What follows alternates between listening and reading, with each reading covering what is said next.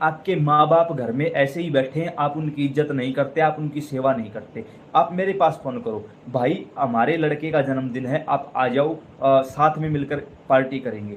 मैं यहाँ से गाड़ी उठाऊं, आपके घर पहुंच जाऊं, घर के मेन दरवाजे पर मिले आपके पिताजी, मैं उदाहरण दे रहा हूं।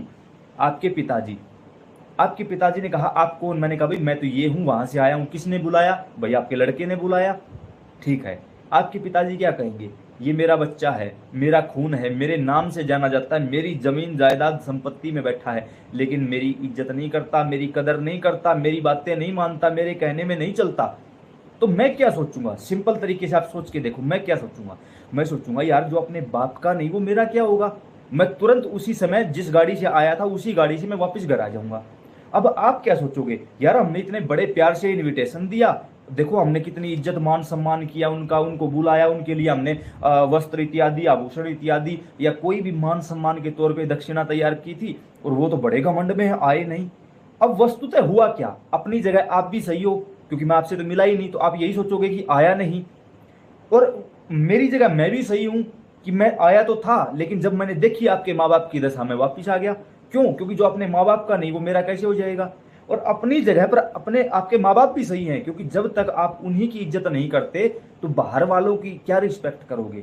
ठीक यही चीज हमारे घर में होती है।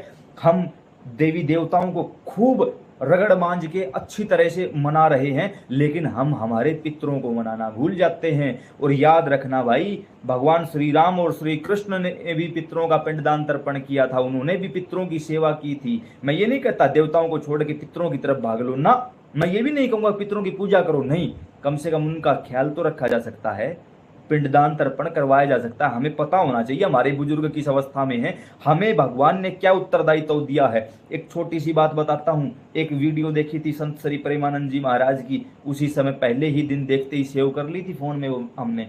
उन्होंने बोल रखा है कि जब किसी परिवार में भगवान का भजन करने वाला बच्चा पैदा होता है तो अपने भजन के प्रताप से जीते जी भगवत प्राप्ति करके अपने पितरों का मोक्ष करवा देता है। और फिर उस घर के पितर उत्सव मनाते हैं कि अब हमारा पतन नहीं होगा, अब हम पितरलोक से नीचे नहीं जाएंगे, पितरलोक से ऊपर के लोकों में जाएंगे, क्योंकि हमारे घर में भगवान का भजन करने वाला बच्चा पैदा हुआ है, अब हमारा पतन नहीं होगा।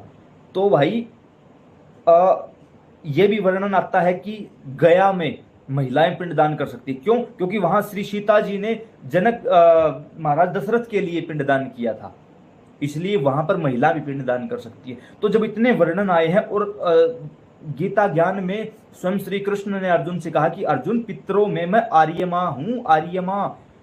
अब यहां पर पितृलोक का जो स्वामी